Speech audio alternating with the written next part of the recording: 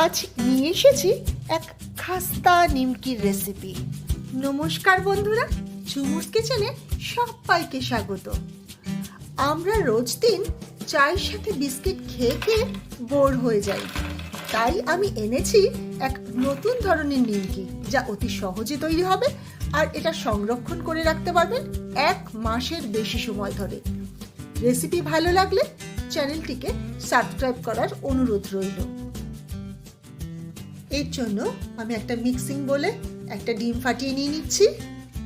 দিয়ে দেব 2 teaspoon powder sugar, দিয়ে দিচ্ছি 1/2 টিস্পুন নুন, 1/2 টিস্পুন গোলমরিচ গুঁড়ো দিয়ে দেব। সব একসাথে খুব ভালো করে মিশিয়ে দেব। খেয়াল রাখতে হবে যাতে পাউডার সুগারটা খুব ভালোভাবে মিশে যায়। এরপর এতে 1/2 কাপ ময়দা আমি অ্যাড করে দেব। এবার সব ভালো করে মিশিয়ে আমি একটা রুটির মতো ডো বানিয়ে নেব। এতে যদি আপনাদের প্রয়োজন পড়ে সামান্য জলও অ্যাড করতে পারেন। আমার জলের প্রয়োজন হয়নি, তাই আমি আর জল দিলাম না। ময়দাটাকে মেখে নিয়ে আমি 30 মিনিটের জন্য ঢাকা চাপা দিয়ে রেখে দেব। 30 মিনিট বাদে ফেরত এলাম। এবার কিছুটা শুকনো ময়দা ছড়িয়ে নিচ্ছি।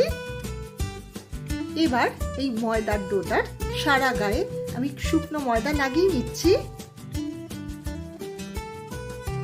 এবার এটাকে রুটির আকারে বেলে নেব, কিন্তু রুটির থেকে কিছুটা মোটা হবে, ঠিক এই রকম পুরু হবে। এবারে একটা বোতলের ঢাকনা আমি নিয়ে নেব। এবারে এই ঢাকনাটার সাহায্যে আপনারা খেয়াল করুন আমি কিভাবে রুটিটাকে কেটে নিচ্ছি। পুরো রুটিটাকে আমি ঠিক এভাবেই কেটে নেব।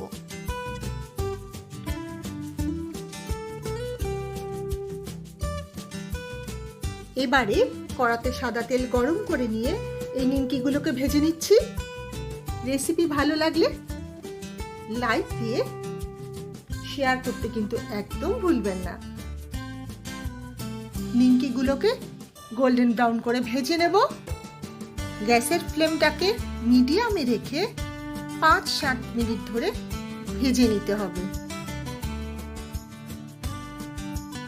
এবার এই মুচমুচে নিমকিগুলোকে একটা প্লেটে আমি তুলে নিচ্ছি। তাহলে আসুন এই মুচমুচে নিমকি সবাই ট্রাই করে দেখি।